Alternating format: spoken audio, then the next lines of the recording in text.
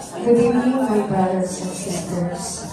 Welcome to the second day of Triduum Mass for the feast of Our Lady of Lourdes.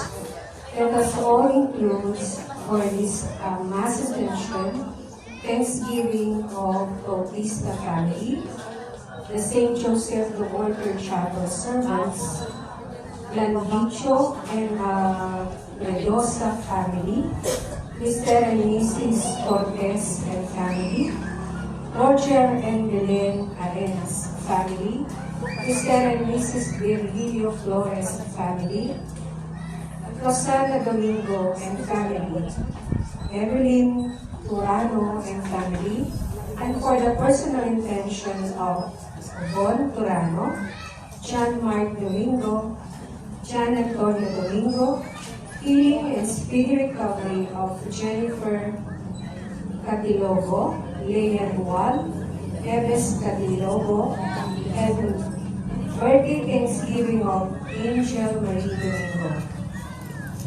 We also include for the eternal repose of the souls of the family, Efren Arbuisa, Sergita Mondeserpin, Sergio Vidal, Leonio Vidal,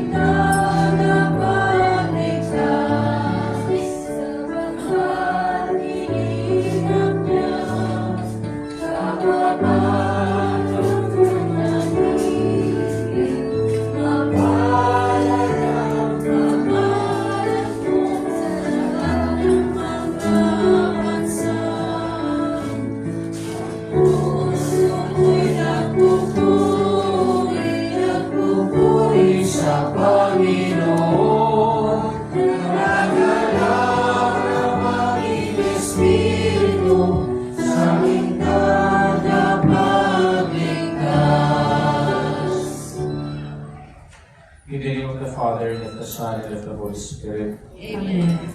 The grace of our Lord Jesus Christ, and the love of God, and the fellowship of the Holy Spirit be with you all. And with your spirit. We are now on our second day of our Triduum in honor of our patroness, Our Lady of Lourdes. And let us offer this Mass for our intentions, and even the intentions of our chapel for the construction of our Twin Chapel for ECA.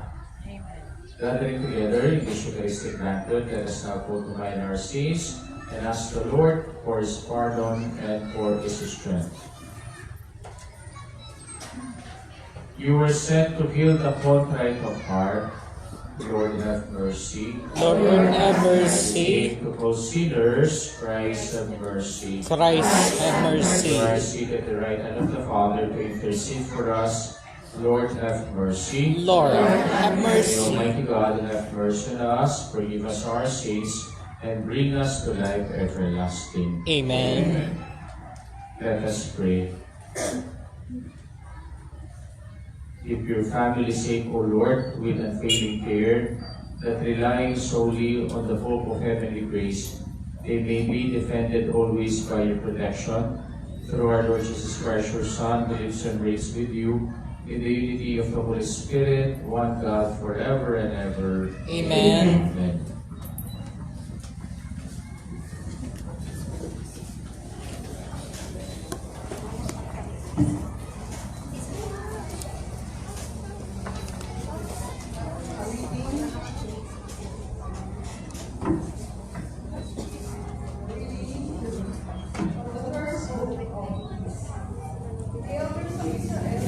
All the leaders of the tribes, the princes, the ancestral houses, the children of Israel, need to be suitable in Jerusalem.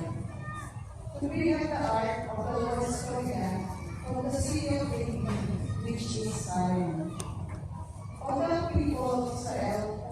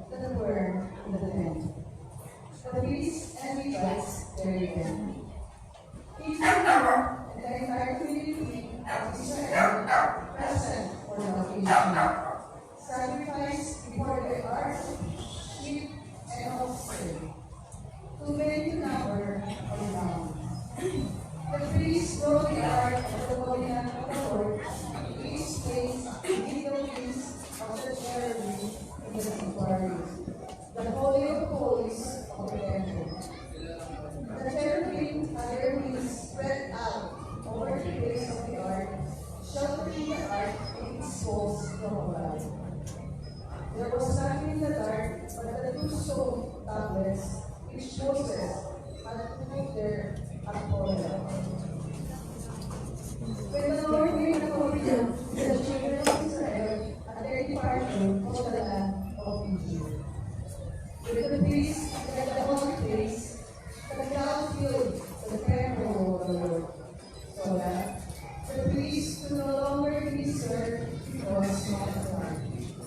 Since the Lord's glory had filled the temple of the Lord, then Solomon said, "The Lord intends to dwell in the dark cloud.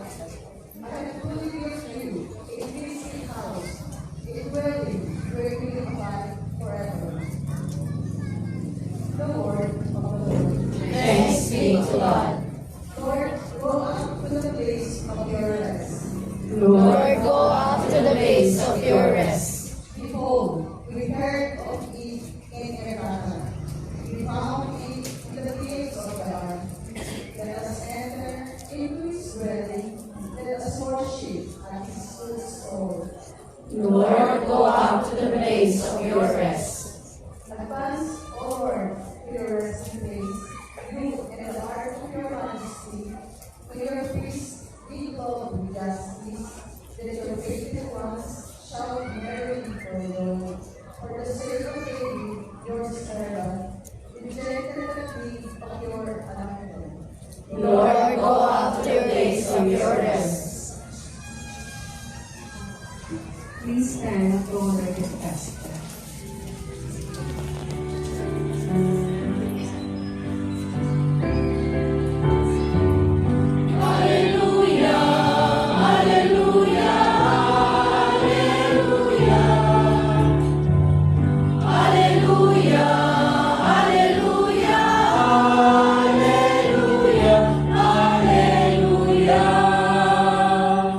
Jesus, preach the gospel of the kingdom.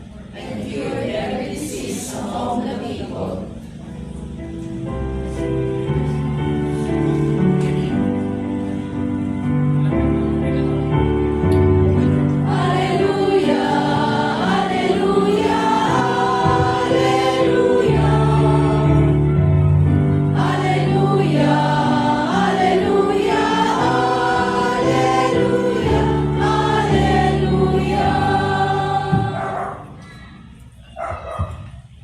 The Lord be with you.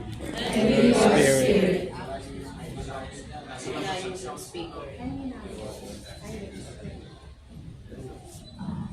The Lord be with you. And with your spirit. A reading from the Holy Gospel according to Mark. Glory to you, O Lord. After making the crossing to the other side of the sea, Jesus and his disciples came to land at Gennesaret and tied up there. As they were leaving the boat, people immediately recognized him. They swam above the surrounding country and began to bring in the sick on mats where they heard he was. Whatever villages or towns or countryside he entered, they laid the sick in the marketplaces and begged him that he might touch them. Only the tassels of his cloak, and many who touched it were healed. The Gospel of our salvation. Praise to you, Lord Jesus Christ. So, good evening po sa inyong lahat. Good evening, For our festivities of little Miss Deca and Miss Gay, Deca, no? We offer this Mass for the honor of our patroness, Our Lady of Lourdes, on our second day of our Triduum. Baka naman po natin ang ating patroness. Sabi po sa atin ni Cardinal Rosales in one of his homilies, tayong Pilipino ay mayroon tayong unique theology which we cannot found to other parts of the world. And what is this unique theology that we have as a Filipino? Our touch theology. And what is the meaning of this touch theology? Kasi when we pray, hindi lang po tayo nagdarasal by means of our words, but we want to express our prayer by means of touching the image of our Lord or the image of our Blessed Virgin Mary or the image of our favorite saint. Kaya napapansin po natin, no, in Quiapo, di ba? O during the January 9 Translation of Quiapo, bakit kaya yung mga devotees kailangan pang sumampa dun sa andas just to touch the wooden image of Jesus Nazarene? No? Kasi there is something there that we could not understand our touch theology. Or even, no, when we pray, we go in front of the image of Jesus or Our Lady or our saint, no? And when we pray, parang hindi kompleto yung pagdarasal natin without touching the image. Sometimes people from other religion, no?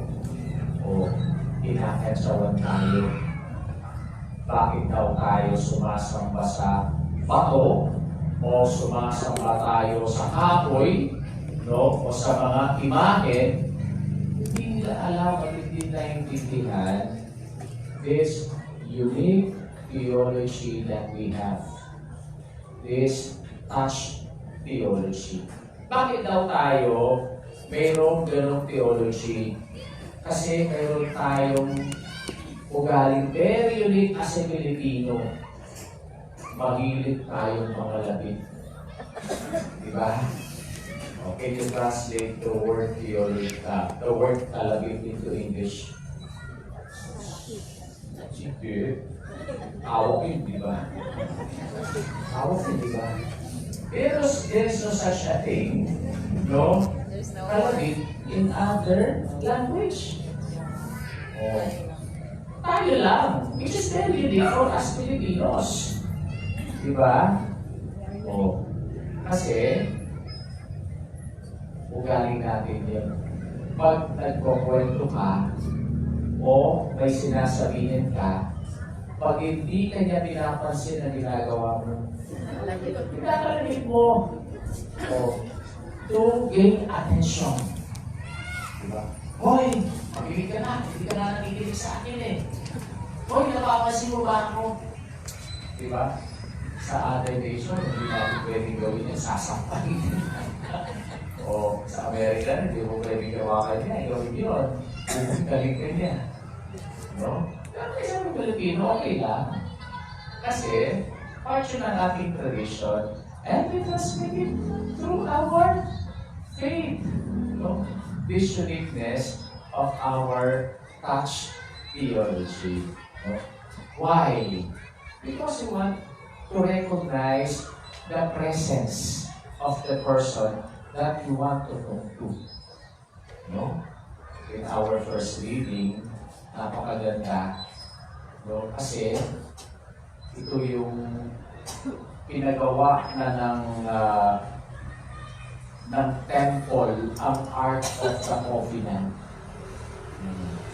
Kasi during the time of King David, hindi niya ito napagawa, yung Ark of the Covenant.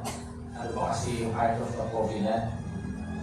Yun yung symbol of the presence of God. Doon sa Ark of the Covenant, nandun yung dalawang takyes na bato. The 10 commandments that the Lord or God given to Moses.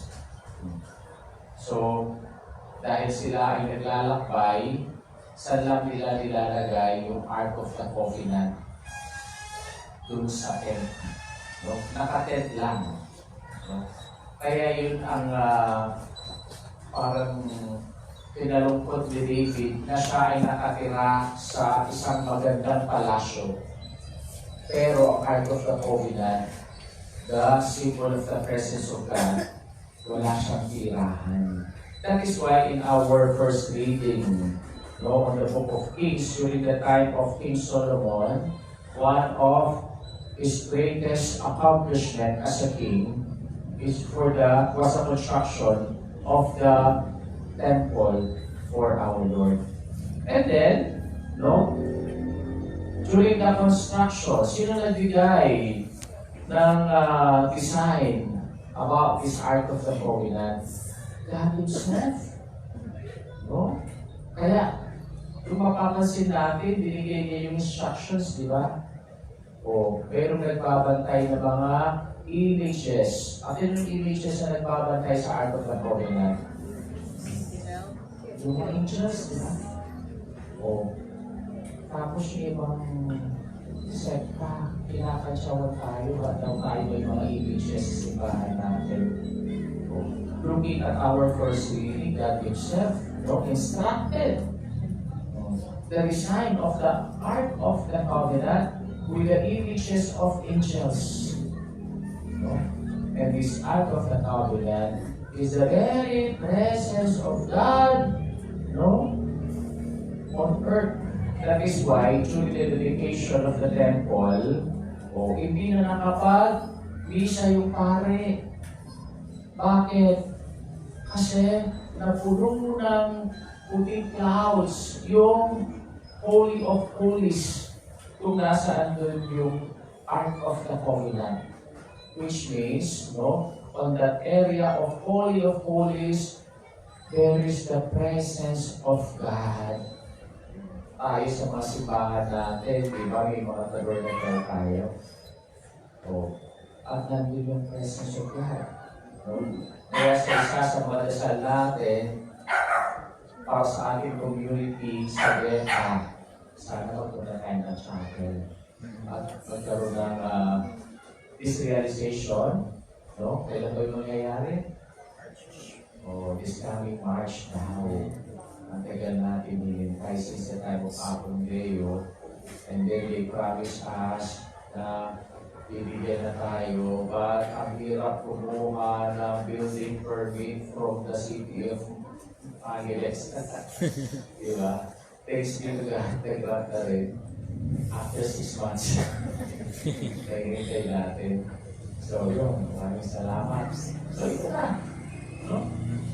Kakaroon ng realization yung trip natin na magkaroon na tayo ng physical chapel for the image of Our Lady and even for our tabernacle, the presence of God, in our chapel. In our gospel, describes to us the two ministries of Jesus.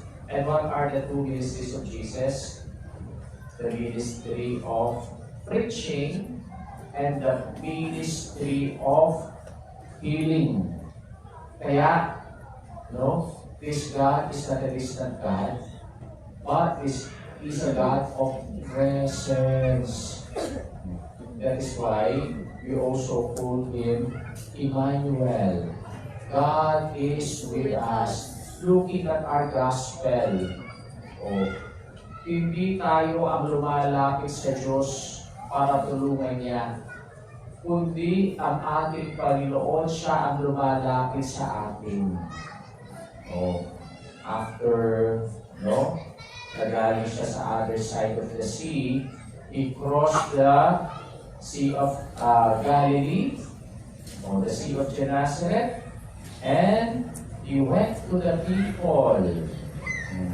When the people saw Him, anong nangyari? People approached Him and asking Him to cure all kind of diseases. Yung mga lumpo, yung mga inahalihan ng demonyo, yung may mga terminal illness, nilalapitan siya.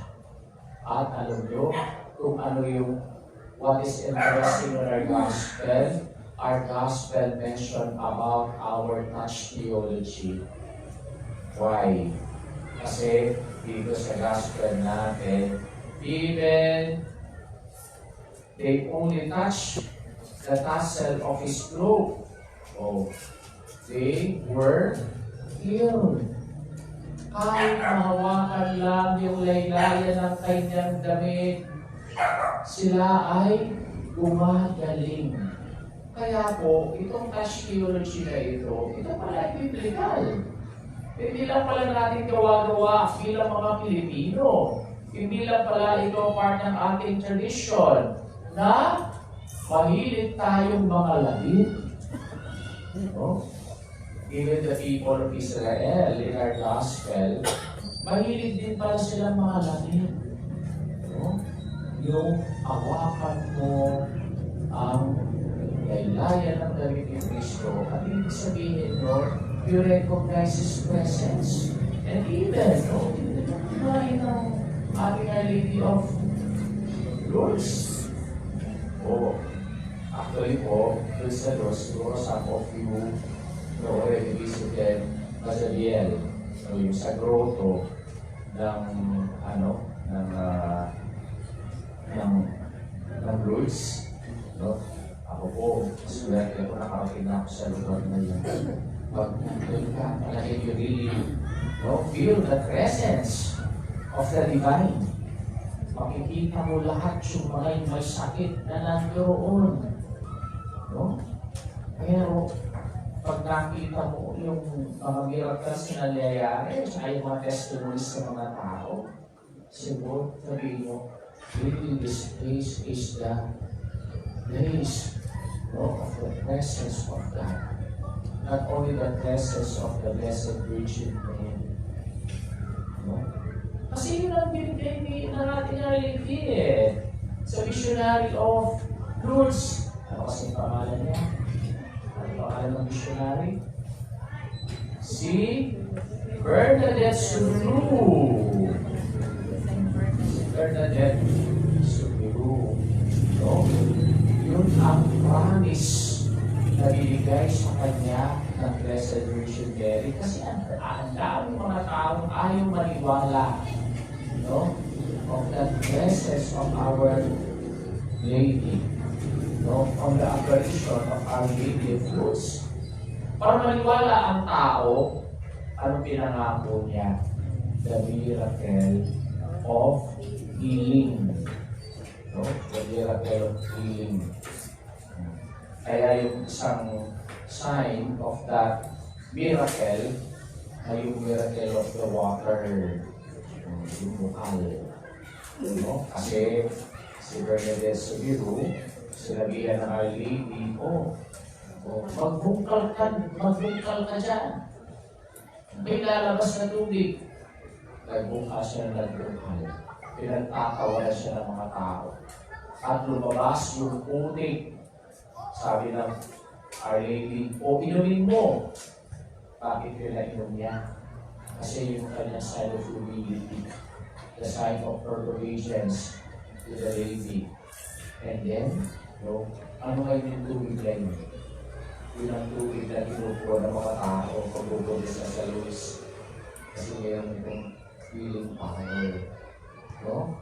Kaya, hindi naman sa tubig ang pananampalataya natin, hindi naman sa image of Our Lady of Lourdes ang pananampalataya natin, kundi ang pananampalataya natin ay sa Diyos. No? Ang pananampalataya natin sa Diyos. Kahit pagkapon mo, ugahan ka, pahiran, hindi itong image na ito. Kung wala ka namang pananampalataya, walang mangyayari. Kaya, pero, ang ibig sabihin nun, lumalapit tayo kasi meron tayo Diyos hindi malayo sa atin. Meron sa Diyos na malapit sa atin. At siya mismo ang lumalapit sa atin para tulungan niya tayo. Kaya, with this image of Our Lady of Lourdes, with our faith in our Lord Jesus Christ, with His healing power, pagpapalisan natin na sana lahat ng pagsalit ngayon, na dumadaras na hindi na physical illness, but also emotional, spiritual sickness, They will experience the healing power of God through this Ash theology that we have. And this Ash theology that we have brings us to our faith. Our faith in God, and also with the help of our Mother, Our Lady of Lourdes.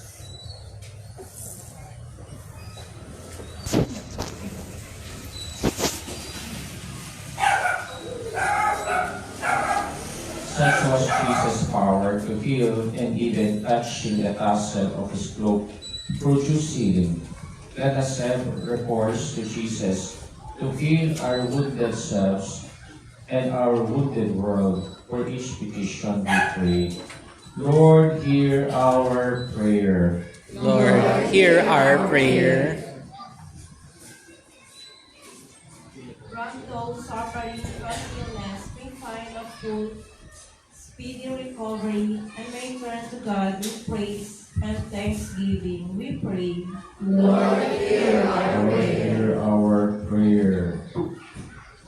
Grant the scientists and researchers and those in the medical profession may be given wisdom and guidance to find a cure for sickness and love to attend to the sick. We pray. Lord, hear our prayer. prayer.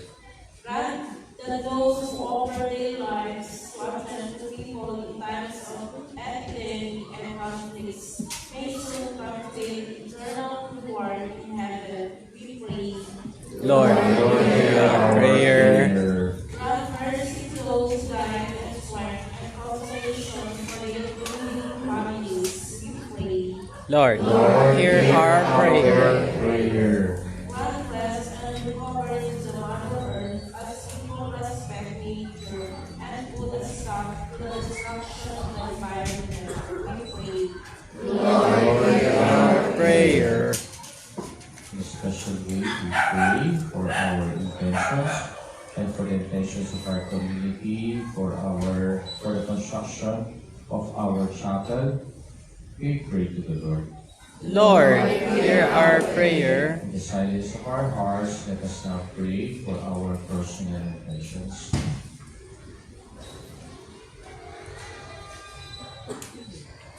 We pray. Lord, hear our prayer.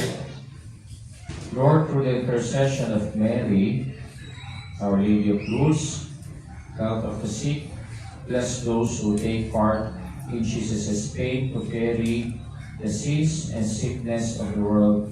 Keep our faith firm in times of trouble and infirmities. We ask this through Christ our Lord. Amen. Please all be seated for the liturgy of great grace.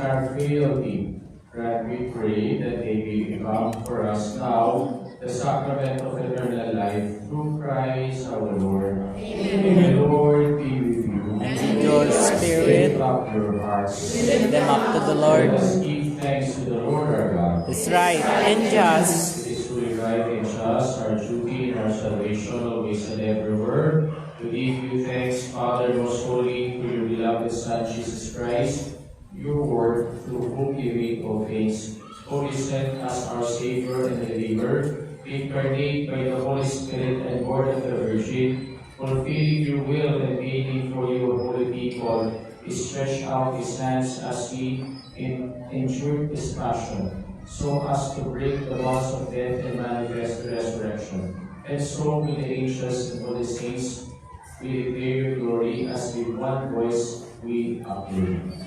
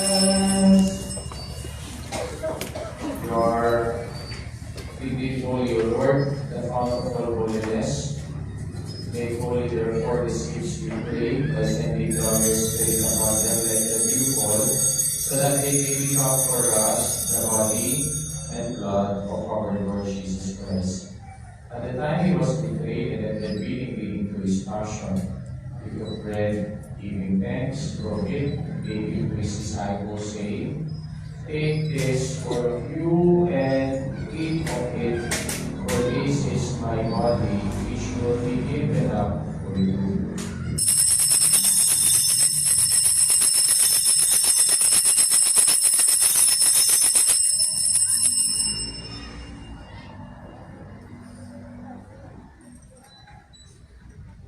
In a similar way, when supper was ended, he took the chalice and once more giving thanks, he gave it to his disciples, saying, take this, all of you, and drink from it, for this is the chalice of my blood, the blood of the new eternal covenant, which will be poured out for you and for many for the forgiveness of sins.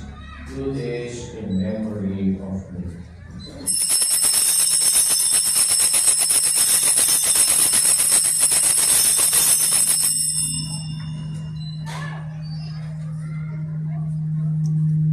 Sound system. The mystery of faith.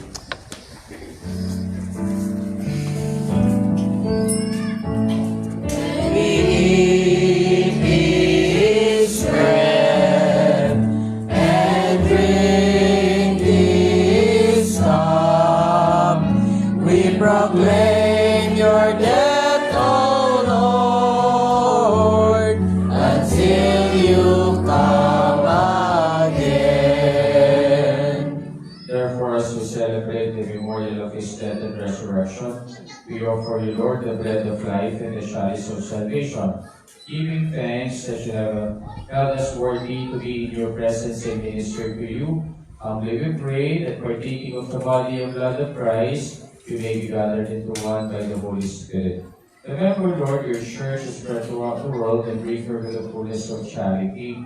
Together with Leo, our Pope, Laurentino, our Bishop, and all the clergy. Remember also our brothers and sisters who have fallen asleep in the hope of the resurrection, and all who have died in your mercy. Welcome them into the light of your face. Have mercy on us all, we pray, that with the Blessed Virgin Mary, Mother of God, with Saint Joseph, her spouse, with the blessed apostles, and all the saints who have issued throughout the ages, we may merit to be co-heirs of eternal life, and may praise and glorify you through your Son, Jesus Christ. Through him, with him, and in him, O God, Almighty Father, in the unity of the Holy Spirit, all glory and honor is yours forever and ever.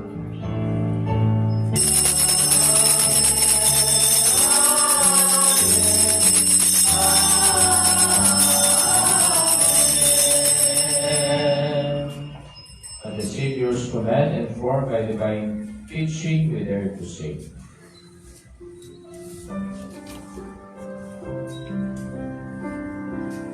Our Father, who art in heaven, hallowed be thy name. Thy kingdom come, thy will be done, on earth as it is in heaven. Give us this day our daily bread, and forgive us our trespasses, as we forgive those who trespass against us. And lead us not into temptation, but deliver us from evil.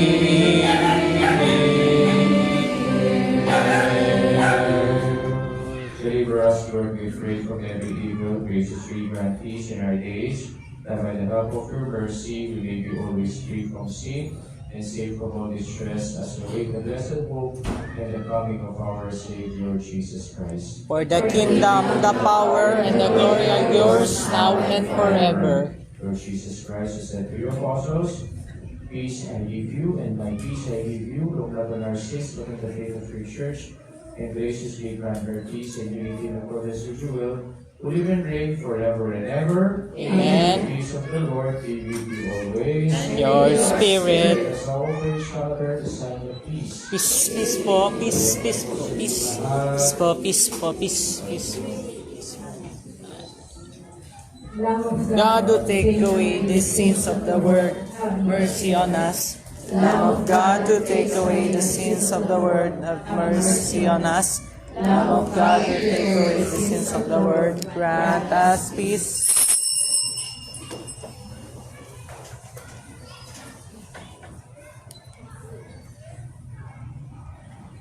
Behold the Lamb of God, behold him who takes away the sins of the world. Blessed are those who go to the supper of the Lamb. Lord, I am not worthy that you should enter under my roof. Only say the word, and my soul shall be healed. In the body and blood of our Lord Jesus Christ, keep us safe for eternal life. Amen. Amen.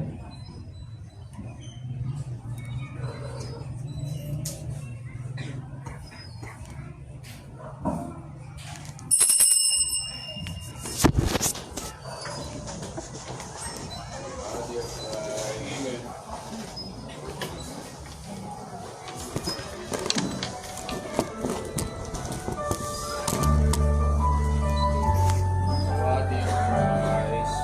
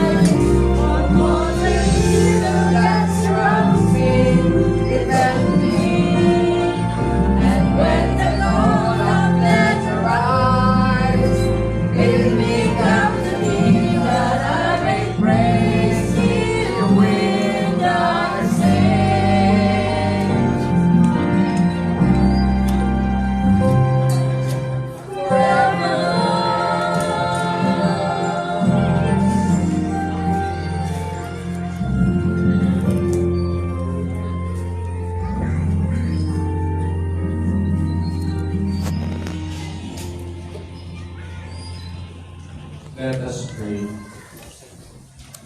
O God, who have willed that we be partakers in one bread and one chalice, grant us, we pray, so as to live that made one in Christ, we may joyfully bear fruit for the salvation of the world through Christ our Lord. Amen. Amen. Bukas po ang misa natin is at 5 p.m. Yes po. And then on our feast day, on Sunday sa Wednesday, ay 6 p.m. tayo. Siguro maganda magbibigay tayo ng mga blessed oils on the feast day. Sino gusto mag-donate ng olive oil? Sino mag-donate ng olive oil? Yung ganun lang, yung ano. And then, ayan si Brother Giselle, ng olive oil. Yung mga klase. Okay, tapos, alam niyo yung container na ganito, na nilalagyan ng suha. Bumibili ka ng so, bili tayo ng gano'n. Tapos, lagyan natin ang konting bulak. No?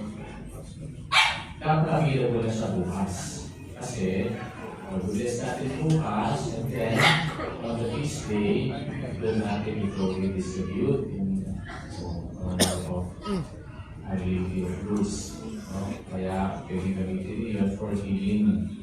Okay, siguro, doon sa, hindi, may dalawang klase yun. Yung isa yung puti-puti na plastic. Pero yung isa yung matigas. Yung matigas na may cover. Para hindi mag-spill out yung oil. No, sayang naman. And then, at the top, on the cover of that container, perhaps siguro we can bring yung picture niya, Our Lady, para hindi ito patapon or malagay sa altar ninyo. So each time kailangan ninyo, kukunin nila sa altar ninyo. And then yun, pakit lang sa mini sa pitin. Okay?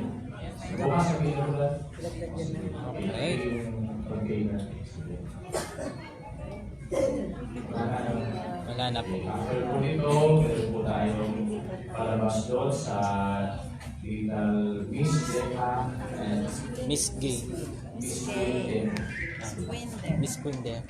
The Lord be with you. And with your spirit. God bless you all. The Father, the Son, and the Holy Spirit. Amen. Our last